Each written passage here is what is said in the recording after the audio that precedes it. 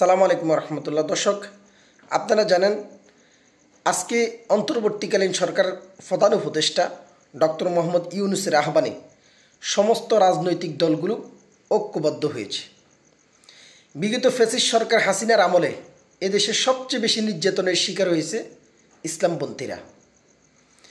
Fascist সরকার হাসিনাকে হটানোর জন্য জুলাইয়ের যে বিপ্লব সংগঠিত হয়েছে, এই বিপ্লবের মধ্যে ইসলামপন্থীদের মধ্যে সবচেয়ে বেশি অগ্রগামী ভূমিকা যিনি পালন করেছেন তিনি হচ্ছেন ইসলামী আন্দোলন বাংলাদেশের নায়েবে আমির মুফতি সৈয়দ মোহাম্মদ ফয়জুল করিম, যিনি সবার আগে সিনা টান করে কারফিউ ভেঙে রাজপথে নেমে এসেছেন। এটা অবশ্যই ইসলামী আন্দোলন বাংলাদেশের জন্য একটা রাজনৈতিক মাইলফলক।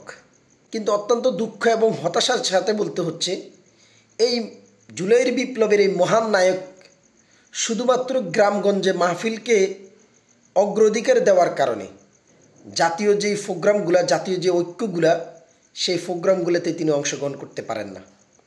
আজকের প্রধান উপদেষ্টার আহ্বানে যে সমস্ত রাজনৈতিক দলগুলো সশরীরে উপস্থিত হয়েছেন আপনারা দেখতে পাচ্ছেন, এখানে ম্যাক্সিমাম রাজনৈতিক দলগুলা তারা সশরীরেই তাদের প্রধানদেরকে উপস্থিত করেছেন। কিন্তু ইসলামী আন্দোলন বাংলাদেশের দুই কর্ণধার মুফতি সৈয়দ রেজাউল করিম এবং মুফতি সৈয়দ ফয়জুল করিম তারা হয়তো গ্রামগঞ্জের কোনো এক অঞ্চলে মাহফিল নিয়ে ব্যস্ত।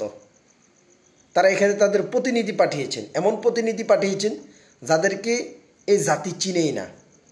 এটা ইসলামী আন্দোলন বাংলাদেশের জন্য রাজনৈতিক অদূরদর্শিতার একটা প্রমাণ। এটা তাদের কর্মী সমর্থক যারা আছে তাদের জন্য সবচেয়ে বেশি হতাশার জায়গা।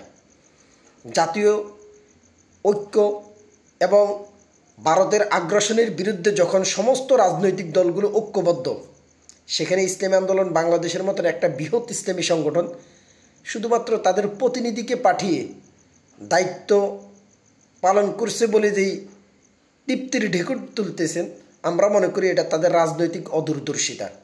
কিছুদিন আগেও আপনারা জানেন সেনাবাহিনীর উদ্যোগে যে প্রোগ্রাম হয়েছে, সেখানে জাতীয় রাজনৈতিক দলগুলোর সমস্ত প্রতিনিধিদেরকে ডাকা হয়েছে, কিন্তু সেখানেও ইসলামিক রাজনৈতিক দল বলেন, অন ইসলামিক রাজনৈতিক দল বলেন, সমস্ত রাজনৈতিক দলগুলোর হেভিওয়েট যে সমস্ত নেতা আছেন, মূলধারা যে সমস্ত নেতা আছেন, তারা সেখানে সশরীরে উপস্থিত ছিলেন। ইভেন বাংলাদেশের সবচেয়ে সর্ববৃহৎ রাজনৈতিক দল বিএনপির চেয়ারপারসন বেগম খালেদা জিয়া সেখানে সশরীরে উপস্থিত ছিলেন।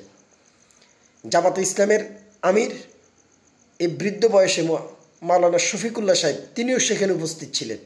কিন্তু হতাশার জায়গা হচ্ছে ইসলামী আন্দোলন বাংলাদেশের হেভিওয়েট এই দুইজন ব্যক্তি মুফতি সৈয়দ ফয়জুল করিম এবং রেজাউল করিম সাহেব তারা সেই প্রোগ্রামটাকেও প্রতিনিধি পাঠিয়ে তাদের দায়িত্ব পালন করেছেন। এটা আমরা মনে করি ইসলামী আন্দোলনের জন্য সবচেয়ে বেশি হতাশার জায়গা। রাজনীতি যদি করতে হয় এই গ্রামগঞ্জে ওয়াজের যে প্রথা, এই প্রথা থেকে বেরিয়ে আসতে হবে।